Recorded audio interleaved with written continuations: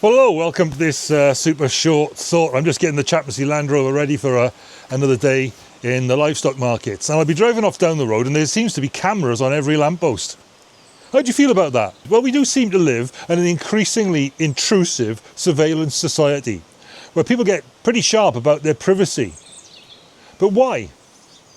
Is it a fuss about nothing? Have we got a clear view of what it is that we actually want to hide? We tell ourselves things like, oh, it's not that serious, or everybody does it, or it doesn't really matter. Well, in the book of Revelation, there's a message to a church in Thyatira. Somebody inside the church there was persuading them that certain things they were getting caught out doing weren't wrong, didn't really matter, and stuff like that. But writing through the pen of John, Jesus says something that cuts right through that entire situation. He says, Revelation 2:23, if you want to check me out, I am the one, he says, who searches hearts and minds. In other words, we might convince ourselves that we can hide, even that we should be able to hide, even have a right to do it. But you see, what this verse is telling us is that the truth about our lives isn't hidden.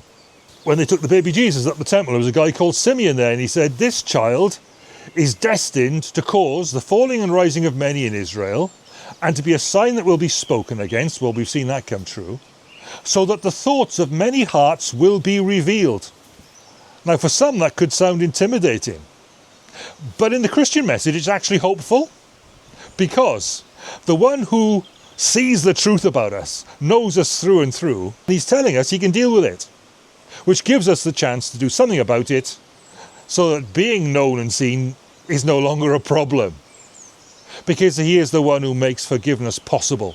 The invitation of Jesus isn't to pretend everything's fine.